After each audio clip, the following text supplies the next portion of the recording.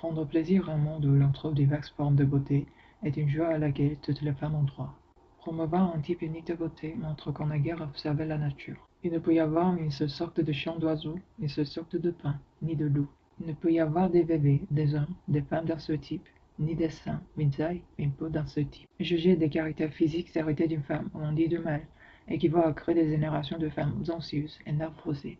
En portant un jugement à caractère destructeur sur la conformation héréditaire d'une femme, en l'excluant, au niveau des traits psychologiques et spirituels, on la dépouille de l'orgueil de type physique qui lui a été transmis par ses ancêtres, on rompt brutalement le lien d'identité féminine qu'elle avait avec le reste de sa famille. Si on lui dit de haïr son propre corps, comment pourra-t-elle aimer celui de sa mère qui a la même forme que le sien, celui de sa grand-mère, celui de sa fille? Comment pourra-t-elle aimer les corps d'autres femmes et hommes proches qui ont hérité des formes et de la configuration corporelle de leurs ancêtres?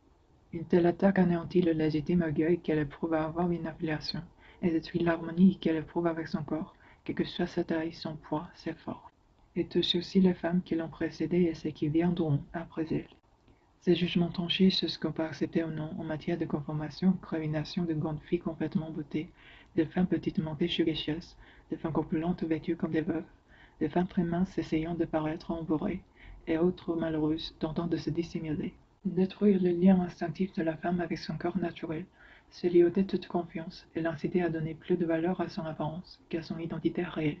C'est lui faire dépenser son énergie à calculer ce qu'elle mange, l'œil fixé sur l'aiguille de la balance. C'est le rendre obsédé dans ses faits et gestes et ses projets.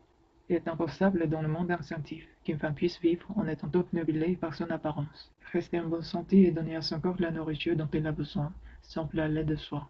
Pourtant, je reconnais qu'il y a en beaucoup de femmes une femme affamée, mais elles ont enfin d'avoir une certaine taille, un certain poids, une certaine forme d'être conforme aux stéréotypes que de recevoir l'estime fondamentale de la culture environnante.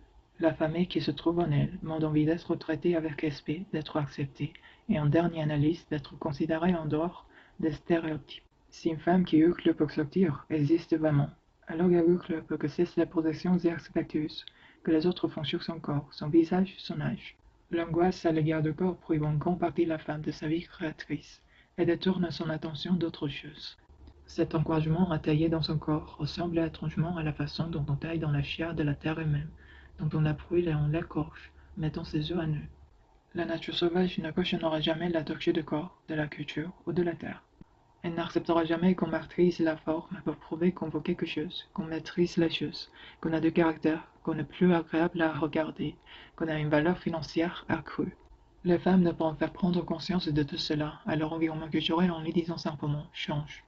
Mais elles peuvent changer leur attitude à l'égard d'elles-mêmes, ce qui désamorcera les projections destinées à les dévaluer. Pour cela, il leur faut se réapproprier leur corps.